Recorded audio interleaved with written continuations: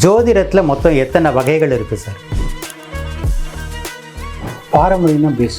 அதுலேருந்து ஒவ்வொருத்தரும் அதுலேருந்து கற்றுக்கிட்டு ஒவ்வொரு டிவிஷனாக பிரித்தாங்க. ஃப்ளைட்டு கண்டுபிடிப்பாங்க அப்படிங்கிறது எங்கேயும் இல்லை. ஐடி கம்பெனி வரப்போகுது அப்படிங்கிறது எந்த ஒரு ஜோதிட சாஸ்திரத்துலையும் இல்லை.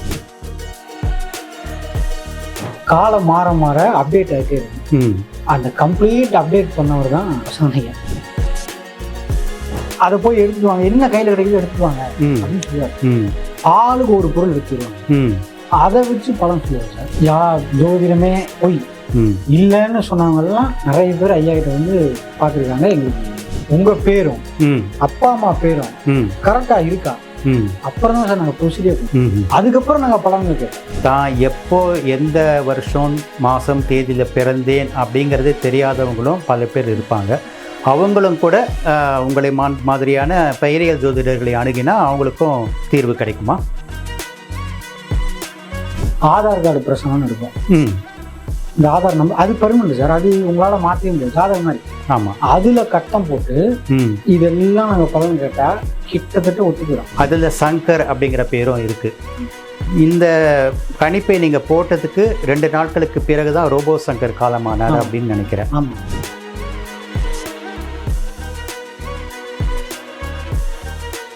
ரவின்னு பேர் போட்டுருக்கோம். அவருக்கு அந்த மாதம் தான் ரைடு வந்து ஜெயம் ரவி சார்.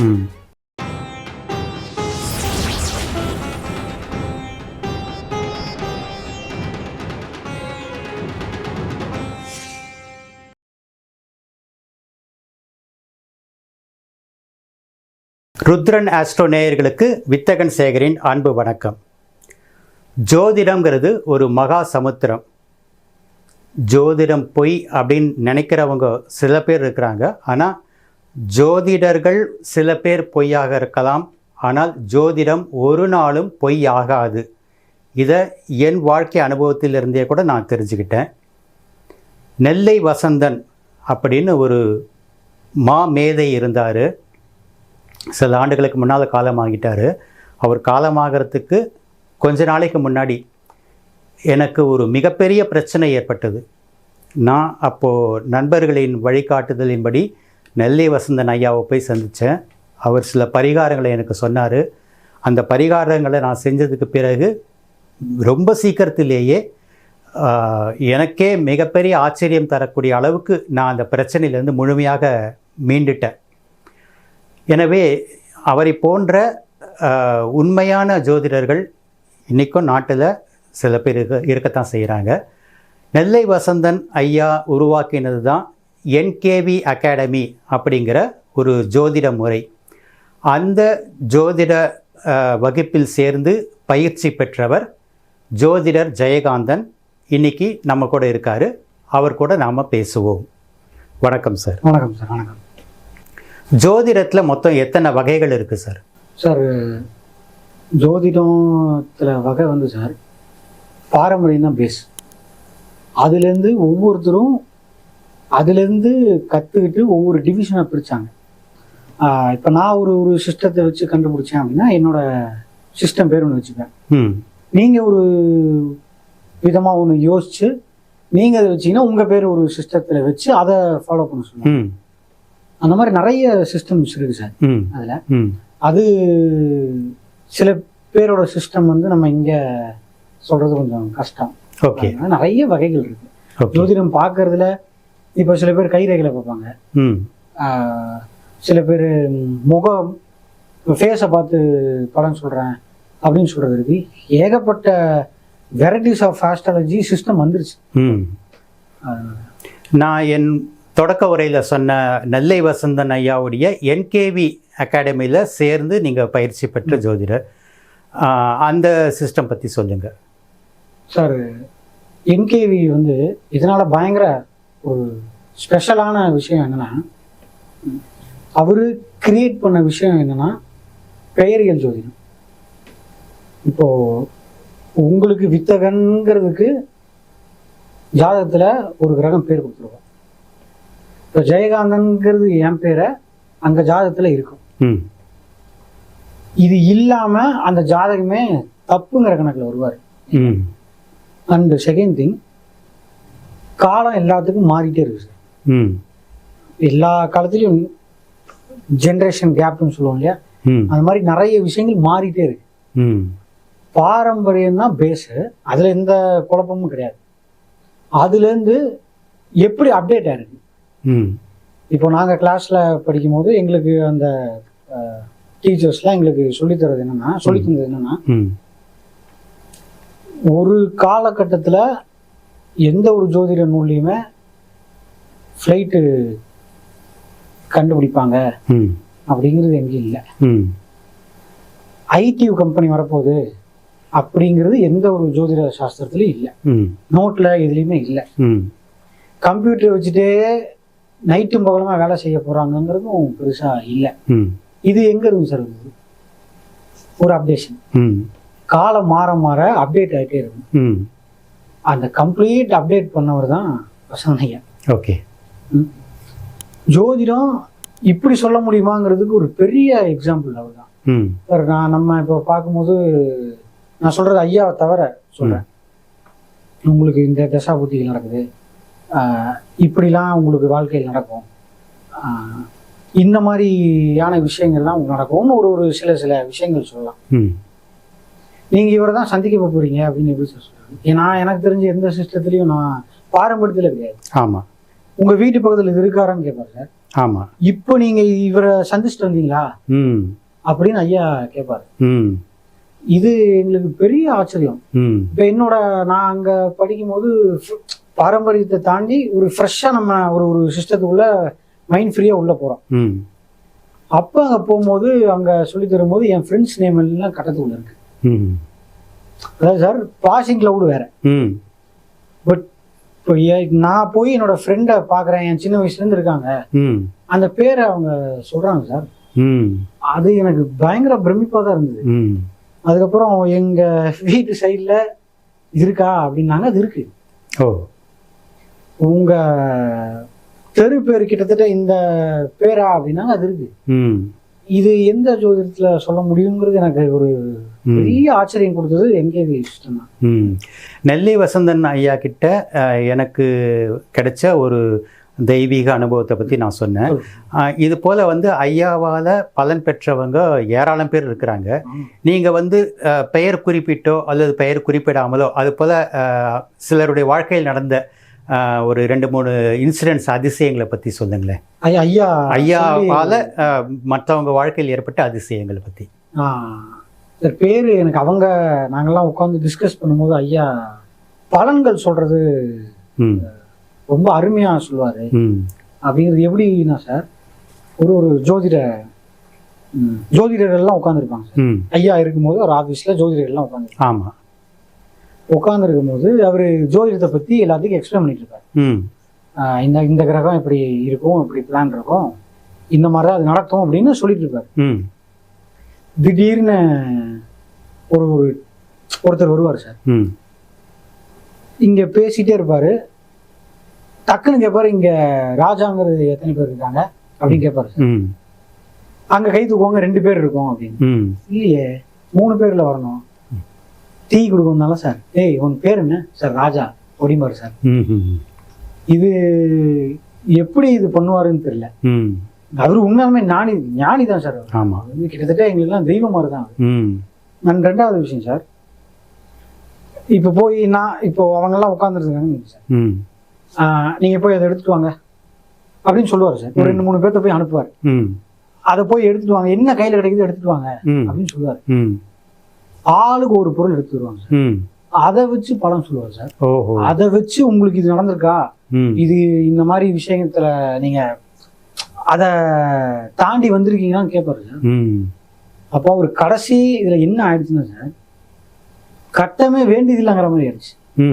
நீங்க எதை எடுக்கிறீங்க, எதை எடுத்துட்டு வரீங்க, என்ன பொருள் எடுத்துட்டு வரீங்க, ஒரு பேக எடுத்துட்டு வரீங்க சார், அதுல ஒரு பேர் இருக்கும், அந்த பேரை வச்சு உங்களுக்கு நடந்தான்னு கேட்பாரு சார்.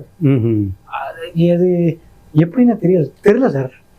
அது ஒரு பெரிய ஞானி தான் சார். அது போல எத்தனையோ பிரபலங்கள் கூட பிரச்சனைகளோடு அவர்கள் சந்தித்து அதுக்கு பிறகு வந்து அந்த பிரச்சனையிலேருந்து மீண்டு வெற்றிகரமாக வாழ்ந்துட்டு வர்றவங்க இருக்காங்க இல்லையா? ஏகப்பட்ட பேர் இருக்காங்க சார். ம் ஜோதிடமே பொய் இல்லைன்னு சொன்னவங்கெல்லாம் நிறைய பேர் ஐயா கிட்ட வந்து பார்த்துருக்காங்க. எங்களுக்கு கிளாஸ்ல அவங்களும் மென்ஷன்லாம் பண்ண மாட்டாங்க, இவங்க வந்தாங்க அவங்க வந்தாங்கலாம் சொல்ல மாட்டாங்க. பட் அவங்களாம் வந்துட்டு போயிருக்காங்க. ஜோதிடமே இல்லைன்னு சொல்றவங்க, பொய்ன்னு ஸ்டேஜ்ல சொல்றவங்க அத்தனை பேருமே ஐயா கிட்ட வந்து பார்த்துட்டு நிறைய பிரபலமடைஞ்சவங்களாம் இருக்காங்க. இந்த இடத்துல எனக்கு நினைவுக்கு வருகிற இன்னொரு சம்பவத்தை நான் சொல்கிறேன்.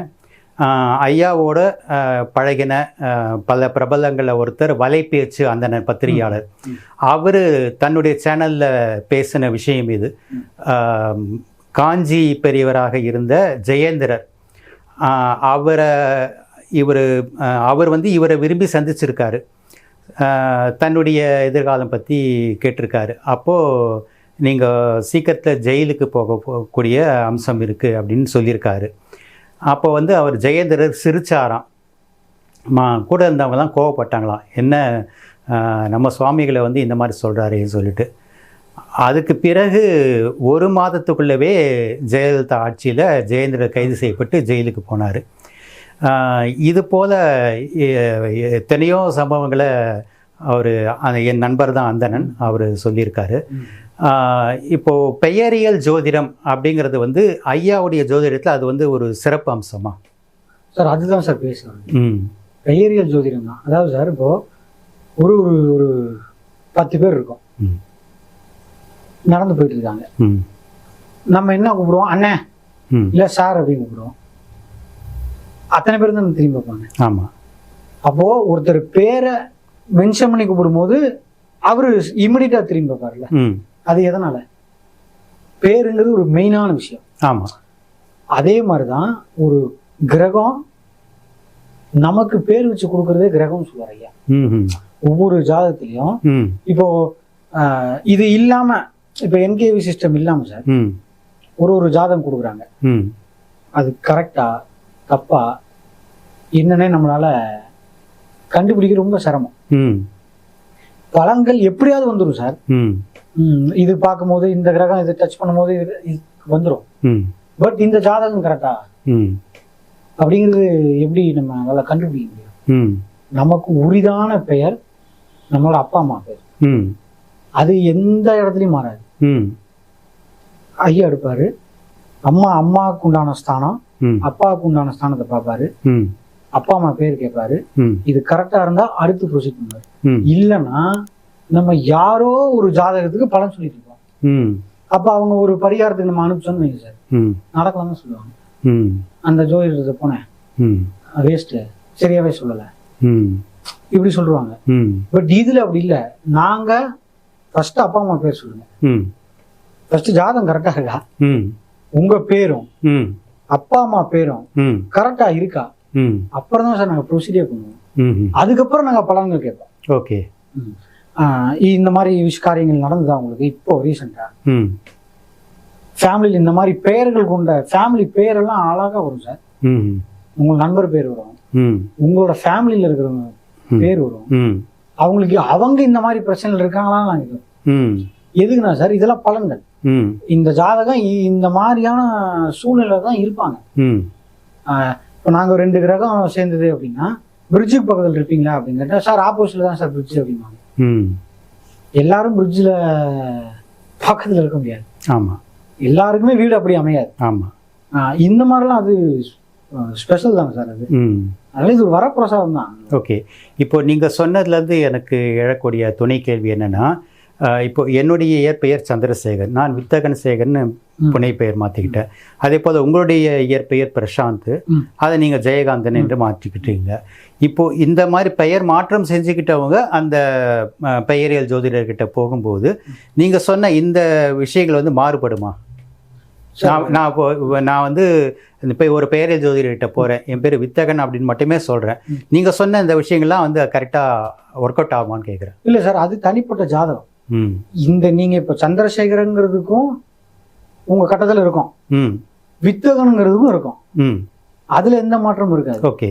பட் அதில் இப்போ அப்பா பேரும் அம்மா பேரும் தப்பாச்சுன்னு வைங்க, லக்னமே மாறும். அப்போ அந்த பலன்கள் சொன்னால் உங்களுக்கு எக்ஸாக்டாக இருக்கும். ஓகே.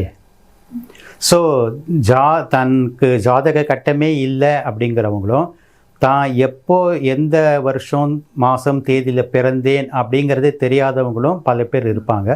அவங்களும் கூட உங்களை மாதிரியான பெயரியல் ஜோதிடர்களை அணுகினா அவங்களுக்கும் தீர்வு கிடைக்குமா சார்? கண்டிப்பாக கிடைக்கும் சார். அதில் என்ன ஐயா அடுத்த நீங்கள் கேட்டதுக்கு இப்போ பேர் இல்லை, ஐ மீன் ஜாதகம் இல்லை, பிறந்த டேட்லாம் தெரியவே தெரியாது.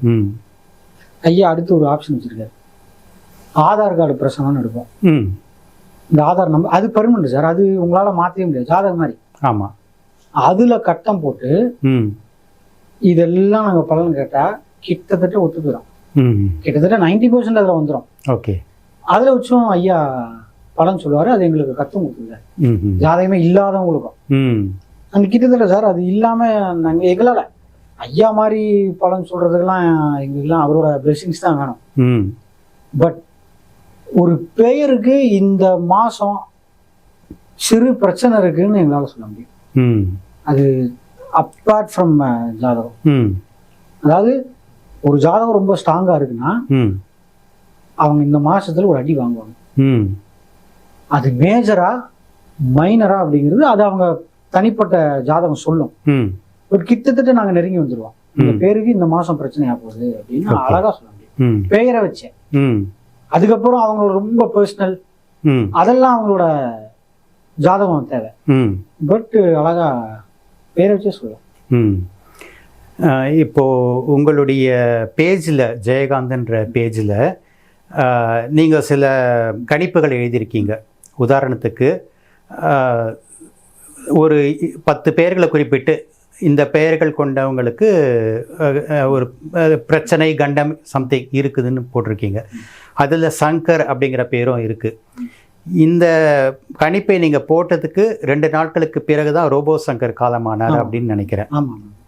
அப்புறம் சமீபத்தில் இந்த மாதம் 13ஆம் தேதி அப்படின்னு எனக்கு ஞாபகம், டெல்லியில் கார் குண்டு வெடிப்பு நடந்தது. இந்த சம்பவத்தில் ஈடுபட்டவங்க நிறைய டாக்டர்கள், ஒரு பெண் டாக்டர் உள்பட. நீங்கள் அதுக்கு சில நாட்களுக்கு முன்னாடி டாக்டர்கள் அதாவது வேற என்ன போட்டிருந்தீங்க? டாக்டர்கள், டாக்டர் சார்ந்த விஷயங்கள், டாக்டர்ஸ் பில்டிங்கில் பிரச்சனை வரும் மாதிரி. ஓகே. இந்த சம்பவம் நடக்கிறதுக்கு சுமாராக எத்தனை நாட்களுக்கு முன்னாடி நீங்கள் இதை போட்டுருங்க? நான் அக்டோபர் 8 போட்டிருந்தேன். ஓகே. இது ப்ரெடிக்ஷன். ஓகே. வசந்த் ஐயாவோட சிஸ்டத்தில் தான் வச்சு இதெல்லாம் வசந்த் ஐயா கிரியேட் பண்ணார் இல்லையா சார், அதெல்லாம் நம்மளால சொல்ல முடியும். இந்த சங்கர் மறைந்த ரோபோ சங்கர் அப்படின்னு அவரோட பேர் நிறைய பேர் கேட்டிருந்தாங்க. இப்போ எனக்கு ஃபோன் வந்தது, ரோபோ சங்கர் இப்படி ஆகும் எப்படி போட்டீங்க அப்படின்னா, நான் ரோபோ சங்கர்லாம் மென்ஷன் பண்ணிலாம் போடல. ஆமாம், சங்கர்னு போட்டு. சங்கர் புரட்டாசி மாசத்துல சனி மீனத்தில் இருக்கும் சார், சூரியன் கண்ணில் இருக்கும். டெட்லி காம்பினேஷன் இருக்கிறதுலயே. இது 7ஆம் பார்வையா பார்வை செய்யும்போது ரவி, சங்கர் இந்த மாதிரி பேர்கள் அஃபெக்ட் ஆகும், அடி விடும். எப்படி அடி விடும்? மறைந்தும் போகலாம். அது அவங்க அந்த மறைந்து போற விஷயம் எல்லாமே அவங்க தனிப்பட்ட ஜாதகம். பட் அவங்க பெயர் ஹைலைட்ஸ் ஆயிடும். அந்த மாசம் அவங்க பேர் ஒரு டாக்ல இருப்பாங்க. இப்போ நான் கூட ரவின்னு பேர் போட்டிருந்தேன், அவருக்கு அந்த மாசம் தான் ரைடு வந்தது. ஜெயம் ரவி சார். அப்போ இந்த பேரை சனி பார்க்கும்போது இந்த பிரச்சனைல அவங்க மாட்டுவாங்க. அது தனி. இப்போ இவங்க நமக்கு என்னன்னா சார், இவங்கெல்லாம் ஒரு பிரபலங்கள். பிரபலம் இல்லாதவங்க நிறைய பேர் அஃபெக்ட் ஆவாங்க. எப்படி அஃபெக்ட் ஆவாங்க? அந்த சமயத்துல தான் அவங்களுக்கு எலும்பு பிரச்சனை வரும். எலும்பு பிரச்சனை வரும். எலும்பு போன் விட்டமின் டி குறைபாடு அப்பதான் இருக்கும். ஏற்கனவே இருந்ததுன்னா ஜாஸ்தி ஆகும், இல்லைன்னா எங்கேயாவது உழுவாங்க, ஆக்சிடென்ட் ஆகி எலும்பு முறிவு நடக்கிறதுக்கு சான்சஸ் இருக்கும். இது புரட்டாசி மாசத்துக்கு. இந்த டாக்டர் விஷயங்கிறது ஒரு 2 கிரகம் அப்போ கரெக்டாக வந்து சேரும் சார். சேரும் போது அவங்கள பத்தின விஷயங்கள் நிறைய பேசப்படும். ஏன்னா சார் ஒரு ஐயா இது பண்ணுவார் சார், முண்டை அஸ்ட்ராலஜின்னு ஒன்று கிரியேட் பண்ணி வச்சு. நானே அதை கேட்கணும்னு, இந்த முண்டேன் அஸ்ட்ராலஜி என்பது என்ன, அதை கொஞ்சம் விளக்கி சொல்லுங்க. முண்டேன் அஸ்ட்ராலஜி சார் 12 கட்டம் இருக்குல்ல, அந்த ஒவ்வொரு ராசி மண்டலத்திலையும் எந்தெந்த ஊர் அங்கங்க இருக்கு, உலக நாடுகள். இப்போ சென்னையா பிரிப்பாங்க. மேஷனா போரூர், மீனங்கிறது நம்ம தாம்பரமும் மீனம்பாக்கம் வந்துடும். ஓ, தாம்பரம் டு மீனம்பாக்கமா? தாம்பரம் மீனம்பாக்கம் இருக்கும். தாம்பரம் அந்த எல்லாமே அந்த மீன ராசிக்கு உட்பட்டது தான். ஓஹோ. கன்னிங்கிறது ட்ரிப்ளிகேன், மயிலாப்பூர், மந்தவெளி. இப்படி ஐயா 12 ராசிக்கு சென்னையை பிரிச்சிருக்காரு, தமிழ்நாடு பிரிச்சிருக்காரு, ஸ்டேட் வாரியா பிரிச்சிருக்காரு, உலக நாடுலையும் பிரிச்சிருக்காரு. ஓகே. இதுல என்னென்ன பிரச்சனை ஆகும் அப்படிங்கிற நம்மளால அது சொல்ல முடியும். அவர் கிரியேட் பண்ண வச்சதை வச்சு எங்களால சொல்ல முடியும். ஓகே.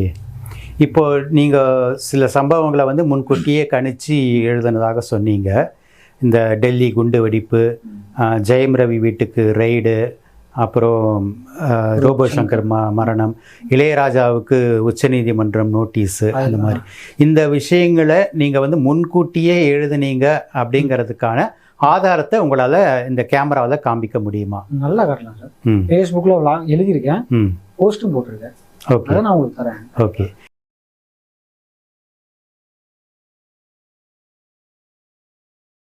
என்கேவி சிஸ்டத்துக்குள்ளே நீங்கள் எப்படி வந்தீங்க? எவ்வளோ காலம் ஆகுது?